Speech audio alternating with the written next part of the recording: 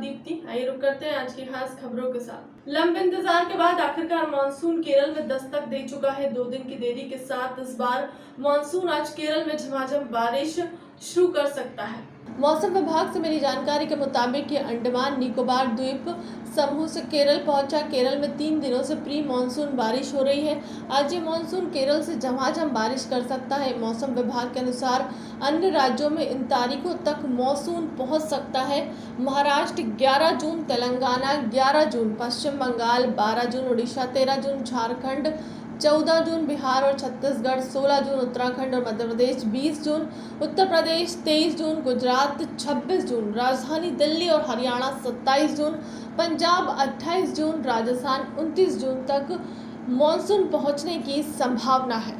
ग्राम सेमरी जोड़ Sehore main road पर तेज गति होने से कार अनियंत्रित होकर पेड़ से टकराने में एक ही गांव के 4 व्यक्तियों की मौत। भोपाल थाना रातीगढ़ के अंतर्गत ग्राम सेमरी जोड़ सीहोर मेन रोड पर कार वैगनार में एक खुशीलाल कुशवाहा उम्र 55 साल, जगदीश उम्र 30 साल, तुलसी राम कुशवाहा उम्र 35 साल, विनोद वंशकार उम्र 40 साल जो एक साथ अपने गांव बेरखेड़ी बाजापत थाना रातीगढ़ से सीहोर रिश्तेदारी में जा रहे थे। वाहन काफी तेज गति में था जिससे कार अनियंत्रित होकर रोड किनारे लगे पेड़ से टकरा गई, जिसकी सूचना आने जाने वाले लोगों के माध्यम से थाना रातीगढ़ में 100 डायल को प्राप्त हुई, जिससे तत्काल 100 डायल और थाना प्रभारी व ड्यूटी अधिकारी पुलिस बल मौके पर पहुंच दुर्घटनाग्रस्त कार से तत्काल घायलों को निकालकर 108 एम्बुलेंस के माध्यम से उपचार हेतु अस्पताल भिजवाया गया, जिसमें चारों को हमीदिया अस्पताल में डॉक्टर द्वारा चेक करने पर मृत घोषित किए जाने से थाना रातीगढ़ में मामला कायम किया गया।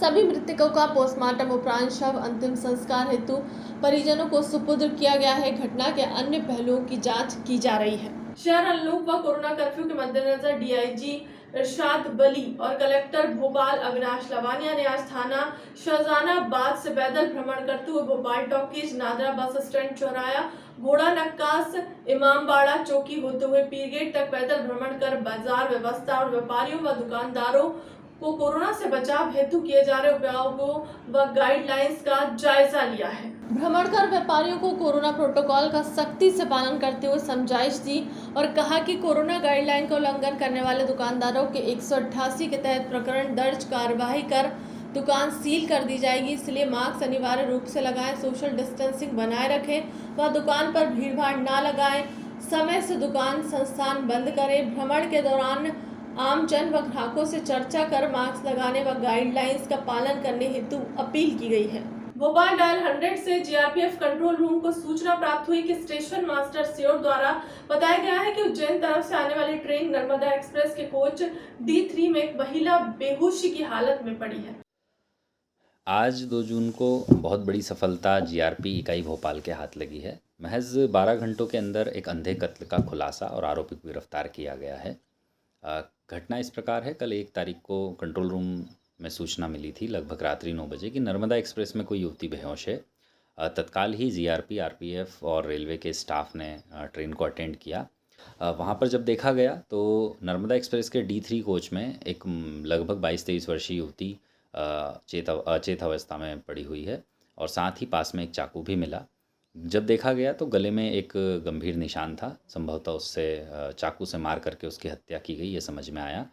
वहाँ के स्टाफ, रेलवे के टीटी, गार्ड आदि सबसे पूछताछ और जनता से जब पूछताछ की तो युवती के बारे में पता चला कि वह मुस्कान हाड़ा लगभग 22 वर्षीय युवती इंदौर की रहने वाली है। जब उसके परिवार का पता किया तो पता चला कि वह इंदौर से भोपाल की यात्रा कर रही थी, अपनी सहेली से मिलने जा रही थी। परिवार ने यह भी बताया कि उनको जब वह सीहोर पहुंचने वाली थी तब जब बात हो रही थी युवती से तो परिवार को बताया कि सागर सोनी करके एक व्यक्ति है जो ट्रेन में ही है और संभवतः उससे वह डरी हुई है। ये जैसे ही ट्रेन को सूचना जीआरपी पुलिस और कंट्रोल को सूचना मिली डायल 100 के माध्यम से, तत्काल ही ट्रेन स्टेशन पे आ चुकी थी और चंद मिनटों पहले ही ये घटना कारित हो चुकी थी। जब परिवार से ऐसी सूचना मिली थी और सागर सोनी नामक व्यक्ति पर उन्होंने संदेह किया था, तब सभी टीमों द्वारा इस व्यक्ति को पकड़ने के प्रयास शुरू किए गए और कोशिश की गई कि यह व्यक्ति कौन है।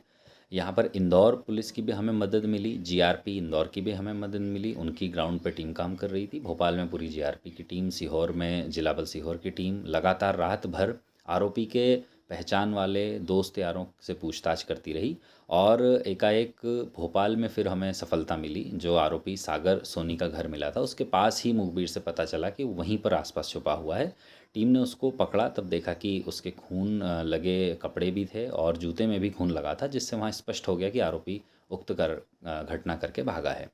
वो युवती को जो D3 कोच के बाथरूम के पास वाला एरिया होता है वहाँ पर उसने बुलाया और एकाएक वहाँ पर चिल्लाने की आवाज़ आई और कोई आरोपी भागता हुआ जनता को गेट खोल के कूदा, ऐसा एहसास हुआ। इतने में युवती थी, वो वहाँ गिर पड़ी और उसको ब्लीडिंग हुई और वो वहाँ पर ही दम उसने तोड़ दिया।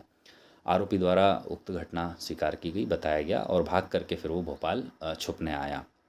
इसमें बहुत प्रशंसनीय कार्रवाई मैं सभी पुलिस इकाइयों की कहूँगा और मैं सभी को धन्यवाद भी देना चाहता हूँ, बधाई भी देना चाहता हूँ, जिन्होंने इतनी गंभीर मर्डर की सनसनीखेज अपराध का खुलासा किया, उसमें पूरी मदद की। फिलहाल के अब तक की खबरों में इतना ही। देश दुनिया की तमाम बड़ी खबरों के लिए बने रहे हमारे चैनल के साथ। नमस्कार।